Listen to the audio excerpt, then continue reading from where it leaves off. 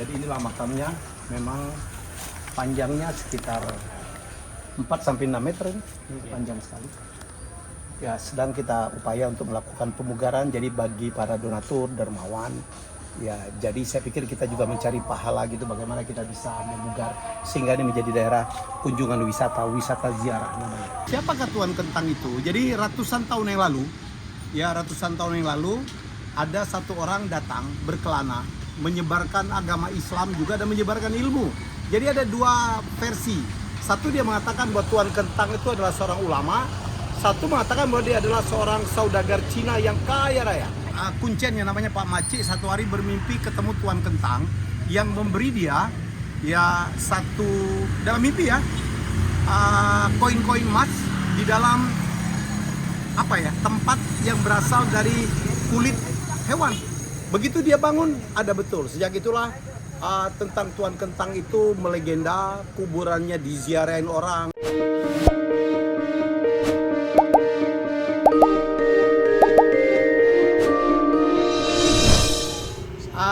Jadi aneh juga ya, saya sebagai orang Palembang nggak pernah tahu ada desa namanya Kelurahan Tuan Kentang. Padahal di sini nggak jualan kentang, nggak ada kebun kentang. Bagaimana bisa? Di sini justru terkenal inilah sentra penjualan kain jumputan Palembang. Wah, banyak sekali pengrajin di sini. Jadi ternyata setelah saya baca-baca, siapakah Tuan Kentang itu? Jadi ratusan tahun yang lalu ada satu orang datang berkelana menyebarkan agama Islam juga dan menyebarkan ilmu. Jadi ada dua versi. Satu dia mengatakan bahwa Tuan Kentang itu adalah seorang ulama, satu mengatakan bahwa dia adalah seorang saudagar Cina yang kaya raya. Dan beliaulah yang membuka kawasan ini. Ya, kawasan ini. Dan kemudian dia dikuburkan di sini, dan makamnya nanti kita akan lihat panjang sekali. Saya belum lihat ini, katanya 4 meter kali 1 meter. Nah, dia punya adik namanya Fatimah. Fatimah itu suatu hari ada adik kuncinya namanya Pak Maci satu hari bermimpi ketemu Tuan Kentang yang memberi dia ya satu dalam mimpi ya koin-koin emas di dalam tempat yang berasal dari kulit hewan.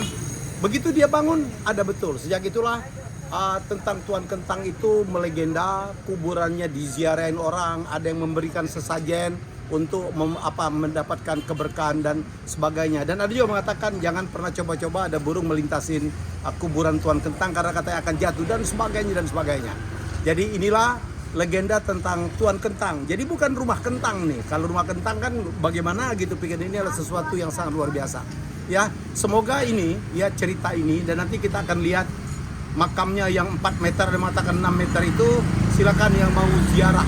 Jadi wisata ziarah itu juga adalah sesuatu yang menarik, yang merupakan destinasi kota Palembang. Dan kesini bukan saja berziarah ke makamnya Tuan Kentang, tetapi juga kita bisa membeli oleh-oleh dalam bentuk jumputan, blongsong, kain tajong dan sebagainya. Ya, oke, silakan masuk.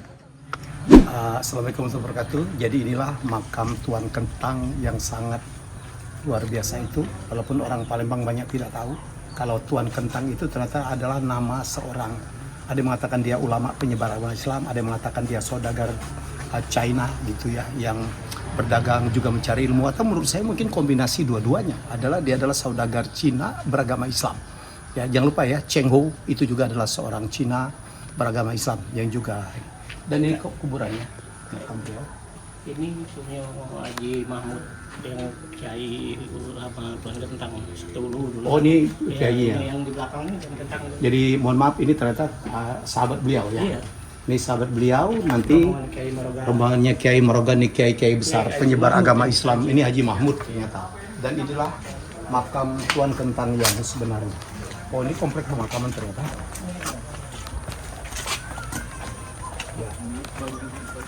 Ya. Jadi inilah makamnya, memang panjangnya sekitar 4-6 meter ini, panjang sekali. Ya, sedang kita upaya untuk melakukan pemugaran, jadi bagi para donatur, dermawan, Ya, jadi saya pikir kita juga mencari pahala gitu, bagaimana kita bisa memugar sehingga ini menjadi daerah kunjungan wisata ziarah namanya. Ya, jadi sekali lagi itulah legenda Tuan Kentang yang ada di seberang Ulu 1 Palembang. Ya, silakan datang kemari. Sekali lagi kita bisa berziarah, ya, mencari keberkahan dan juga membeli banyak sekali oleh-oleh ya berupa kain jumputan yang sangat khas dari Palembang. Ya, waalaikumsalam. Terima kasih sudah menonton Helmi Bicara. Jangan lupa untuk like, komen, share, dan subscribe.